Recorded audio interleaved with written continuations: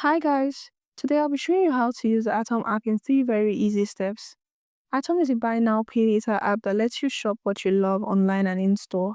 It works with merchants that accept credit and debit cards, and even cash with own delivery merchants. So let's dive into how you can start using Atome. Choose Atome after shopping on participating online stores, or scan the Atome QR code at the cashier while checking out in participating physical stores. At the moment, Atom is only available in Malaysia, Singapore, the Philippines, and potentially other Southeast Asian countries. When paying, you have the option of splitting your bill into 3 interest-free payments or opting for more time with a small processing fee. You make the first payment at the purchase point and the rest automatically every month. You can also apply vouchers if you have any. With Atom, you also earn rewards. For every $2 spent, you earn 1 Atom point. You can use them to offset future purchases or unlock exclusive rewards in the app.